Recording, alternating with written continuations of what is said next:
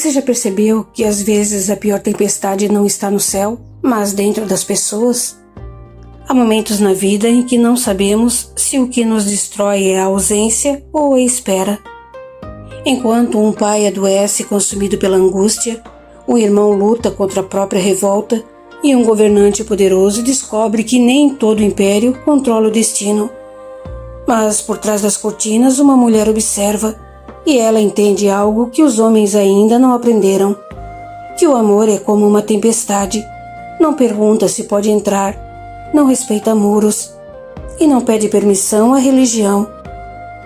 Olá, meu nome é Nice e hoje nós vamos falar sobre o capítulo Tempestades do livro O Quarto Crescente. Ximena cruzou com Karim na antessala do salão onde Jamal despachava.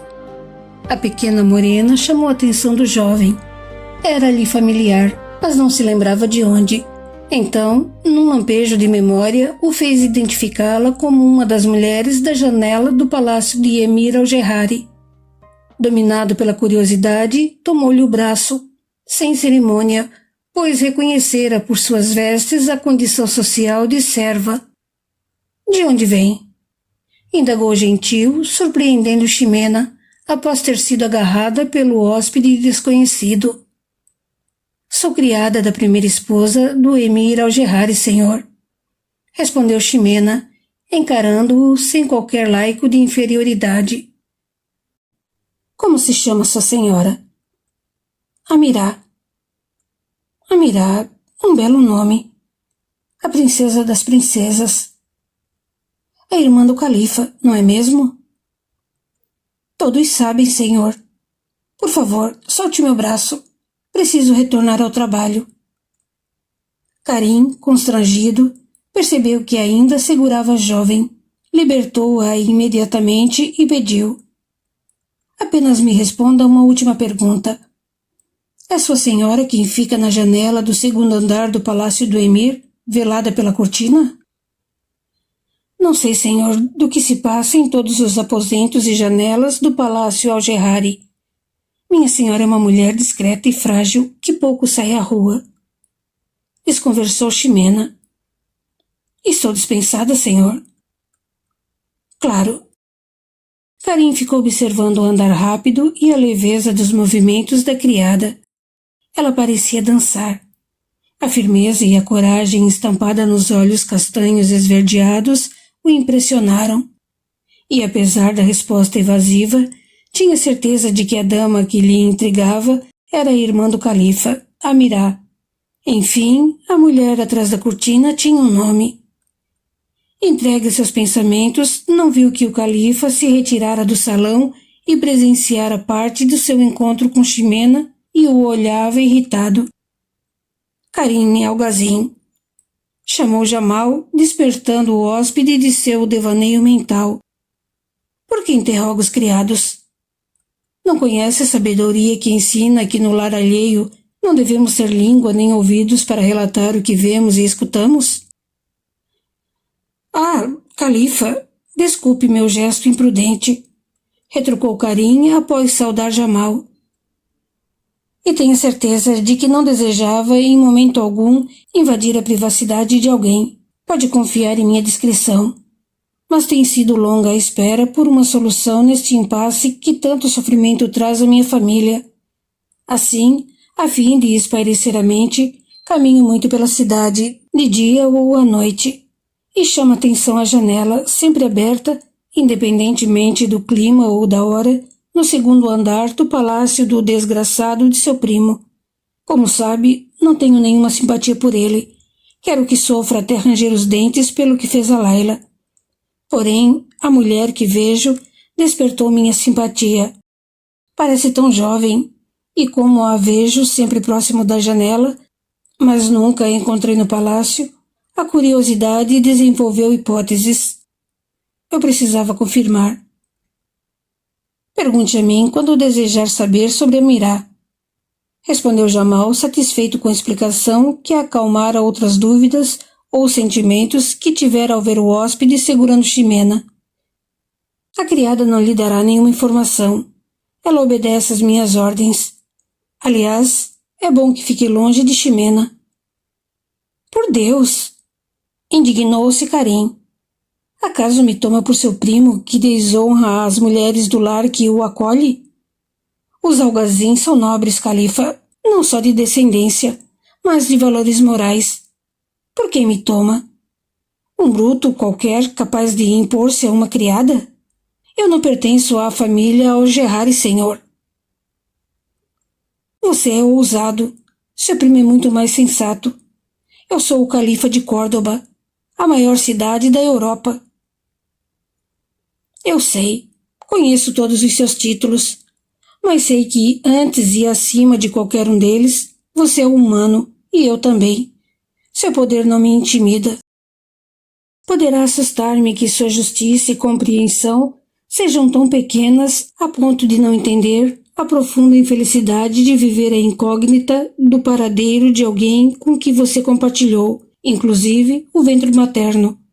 Tem o senhor alguma ideia do que estamos, eu e meus familiares, sentindo em razão do rapto e desaparecimento de minha irmã? Creia, eu sei o que é amar uma irmã. Sei também da ânsia que esse afeto traz de proteger, de amparar, de evitar sofrimento.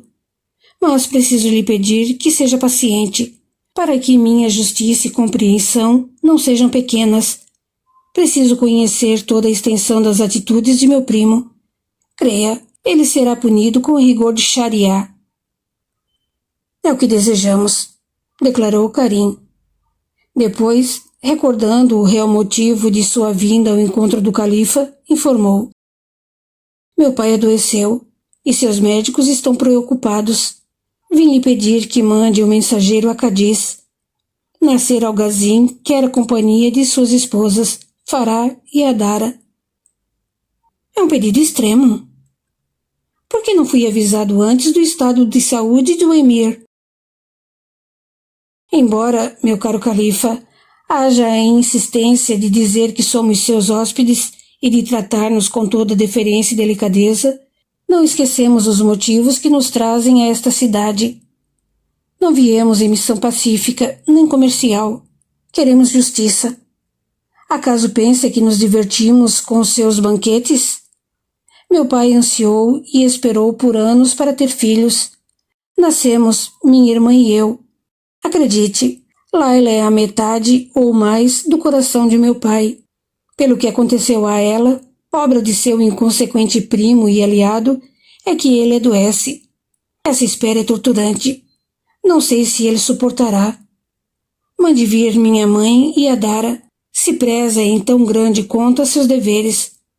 Retrucou Karim, azedo e sarcástico. Karim não tolerava mais a espera. A custo continha um sentimento de tristeza, a sufocação em que alguns momentos lhe invadia o peito. A única coisa que amenizava essa estada era a curiosidade despertada pela vida que levava a esposa de Al-Gerrari. Entendo sua situação, Karim. Porém, preciso continuar a pedir-lhe paciência enquanto aguardamos notícias de Queiran. Minhas medidas para localizar e recolher sua irmã foram imediatas. E isso você deve reconhecer. Assim será também quanto à reparação da honra da jovem. A honra de Laila é o que menos nos aflige. Ela tem família, tem um noivo que a ama e a deseja por esposa pelos valores que minha irmã possui como ser humano, como mulher admirável que é. Dane-se a lei, nenhum de nós irá matá-la, mas nada disso retornará, nem a felicidade que antes desfrutávamos em nossa casa, se ela morrer ou ficar gravemente ferida. Toda sua imensa fortuna é nada, e por certo não pagará uma só hora de sofrimento que irá nos causar. Aliás, ela já é pequena para indenizar a aflição desnecessária que estamos vivendo. Amenize esse sofrimento e traga, o quanto antes, as esposas de meu pai para Córdoba. Considere feito, caro príncipe. Karim, irritado, dardejava de seus olhos faíscas da mais pura raiva sobre o luxo e a opulência que cercava Jamal. Pouco lhe interessava que o califa de Córdoba fosse quase uma lenda viva, tal o respeito que lhe tinham os demais governantes. menos atenção ainda dava ao desenvolvimento da ciência, das artes, da filosofia. Se a cidade era linda naqueles dias, sua perturbação emocional não lhe permitia ver. E mesmo que lembrasse a aura que cercava Jamal, ainda que reconhecesse o progresso que florescia de seu trabalho, nada disso o impediria de reclamar justiça e exigir atitudes positivas para que Laila voltasse aos braços da família. Sem dar importância ao protocolo de cumprimentos ao califa, Karim deu-lhe as costas. Sem nenhuma cerimônia, rígido e impertigado, marchou em direção à saída, deixando o governante de Córdoba a olhá-lo admirado. Bateu um pequeno sino de prata e das sombras da sala surgiu seu secretário. Fatim, envie a Cádiz uma escolta imediatamente. Que a chefie um dos meus vizires. Devem trazer com a maior brevidade as esposas de Algazim, Fará e Adara. A razão é que ele está doente e pede a presença das mulheres. Será executado. Entendi perfeitamente. Respondeu o secretário e por onde entrou, saiu. Das raízes nascem as árvores, dos pais nascem os filhos.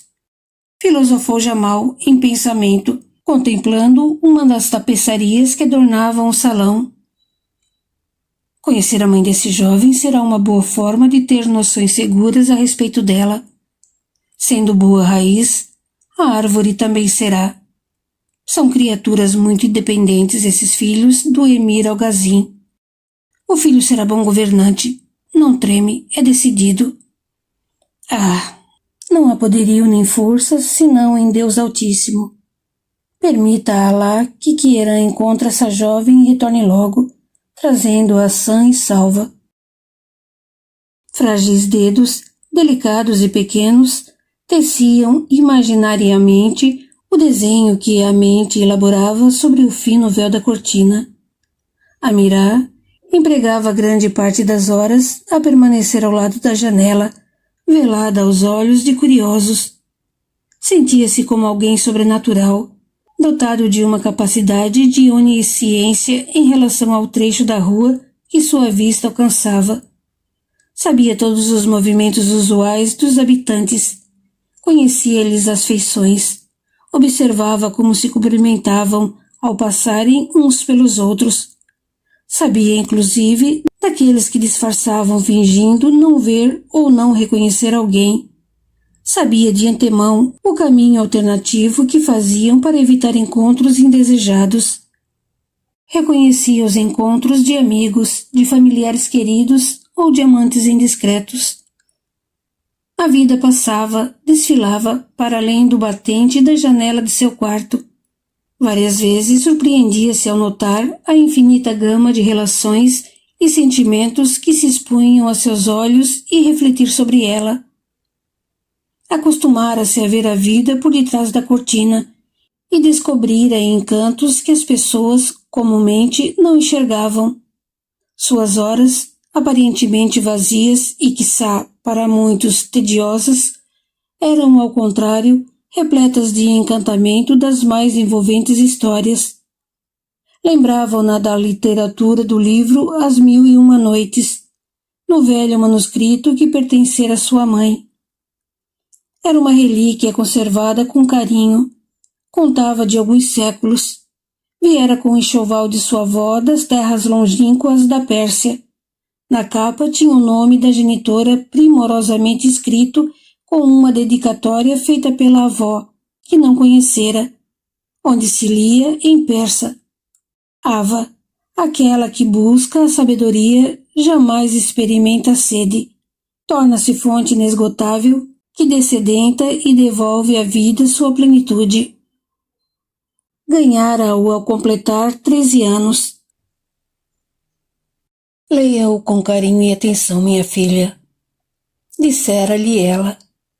Aprenda a interpretar as mirabolantes histórias da sábia Sherazade e conhecerá o coração e o pensamento dos homens. Desvende as lições da inteligente filha do vizir e você também será uma rainha. Lembre-se de que ganhará seu título e o manterá através de seu esforço constante, da sua sensualidade, mas acima de tudo, com sensibilidade de mulher.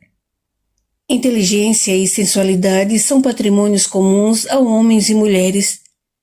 Sensibilidade com as dores do coração humano é uma aquisição feminina. Nunca se esqueça disso. Ava morrera meses depois, quando ela ainda não havia concluído a leitura das lições de Sherazade. Por isso, cada vez que concluía o livro, retornava ao início. Tantas vezes o lera que memorizara muitas histórias.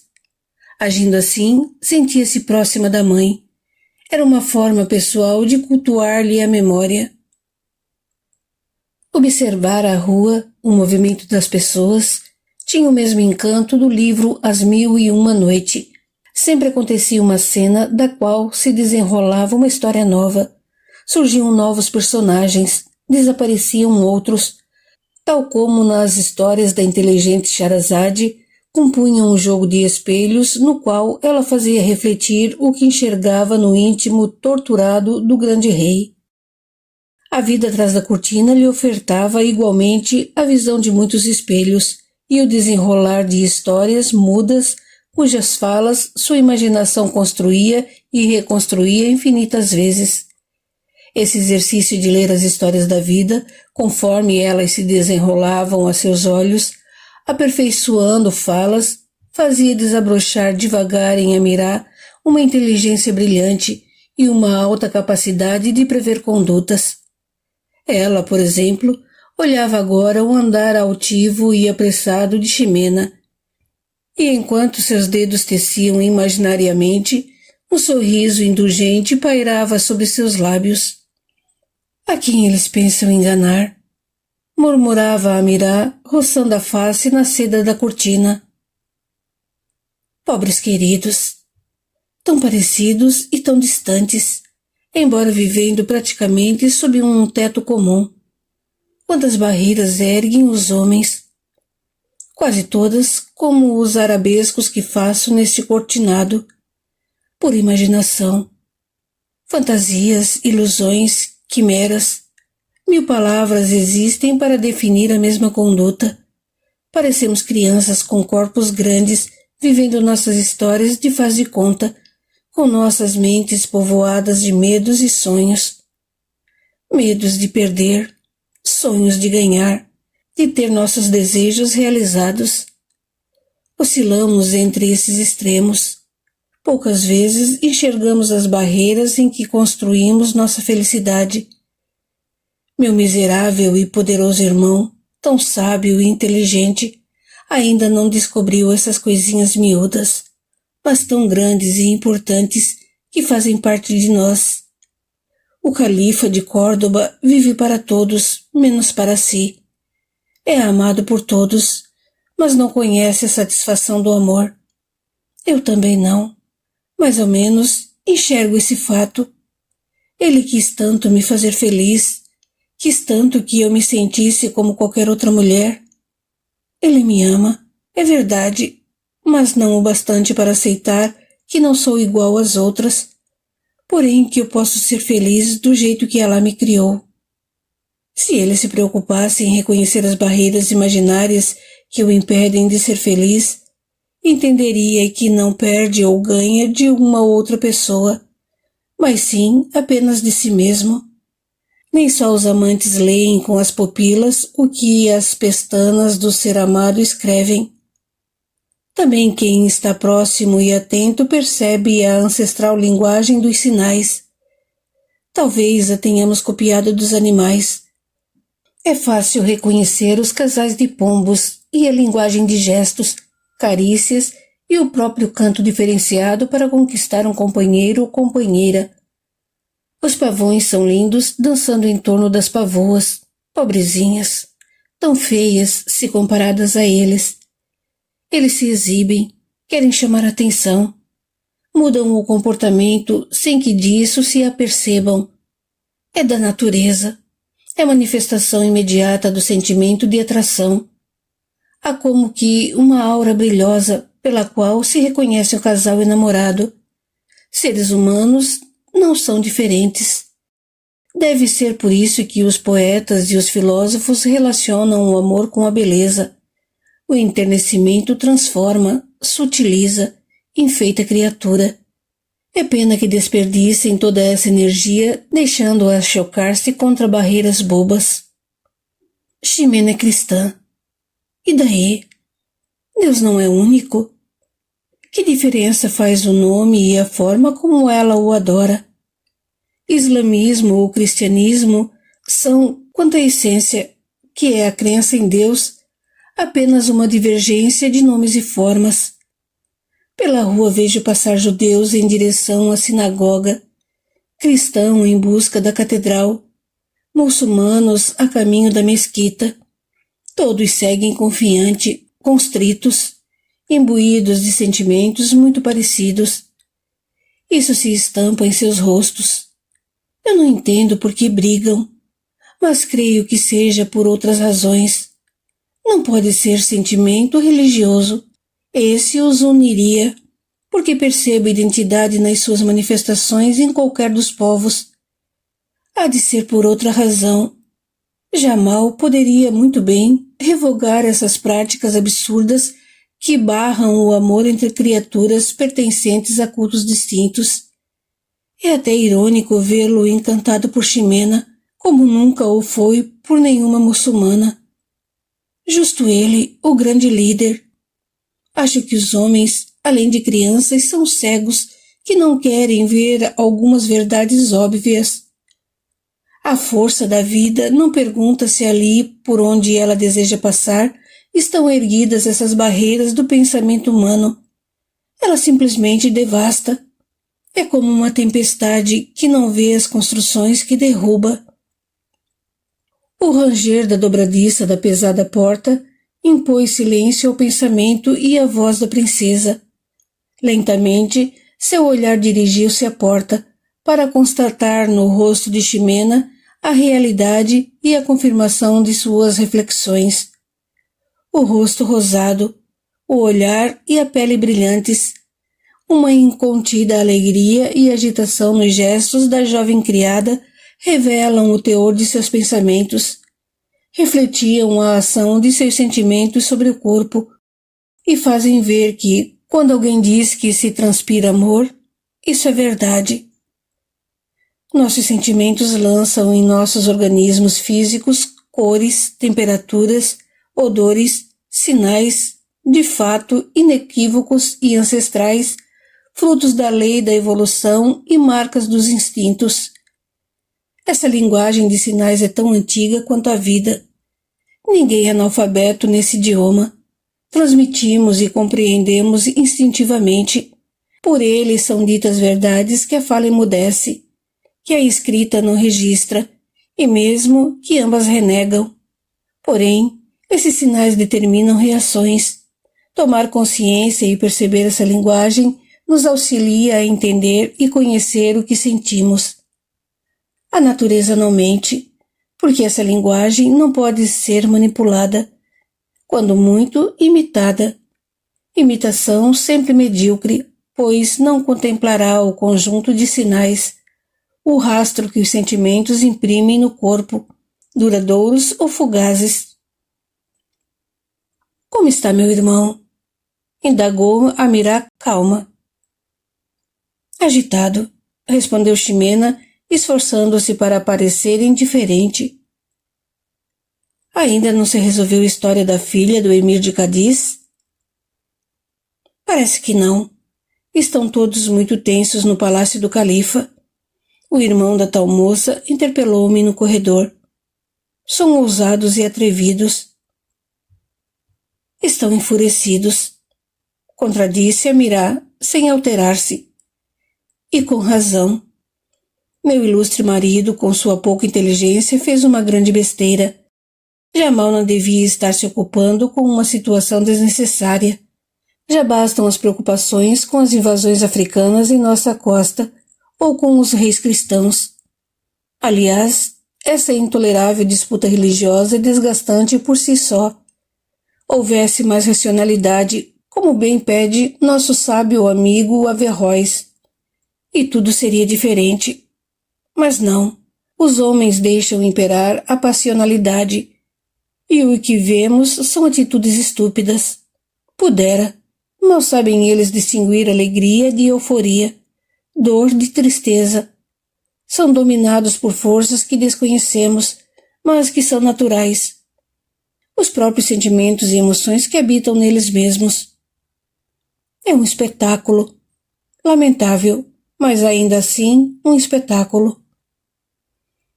Concordo que o califa tem dado excessiva importância a esse incidente, mas ele deve ter suas razões. Talvez as invasões africanas sejam uma das causas de tamanha atenção ao rapto e desaparecimento da jovem. Não deve ser por ela mesma, é óbvio, mas para manter a lealdade do emir Algazin. Cadiz está à beira-mar, senhora. Retrucou com sagacidade a serva. Amirá voltou o olhar, fixando-o diretamente na jovem Ximena. Estavam juntas havia anos. A serva era inteligente, perspicaz, aprendia com facilidade e raciocinava com frieza e lógica, qualidades raras que ela muito apreciava. Convivia com poucas pessoas e as escolhia com rigor. Valorizava seu tempo para perdê-lo ou dividi-lo com estouvados. Não tinha paciência. Nesse ambiente criado por Amirá, circulavam as melhores inteligências da cidade. Por isso, Ximena adquirira vasta cultura. Porém, sua condição social não lhe permitia explorar esse saber. Boa leitura dos fatos, Ximena. Não havia pensado nisso.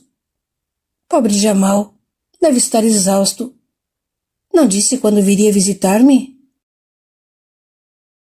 Ximena sentia-se incomodada com o conhecimento que Amirá tinha de seus atos. Eles deveriam ser discretos para que a princesa não soubesse que era vigiada.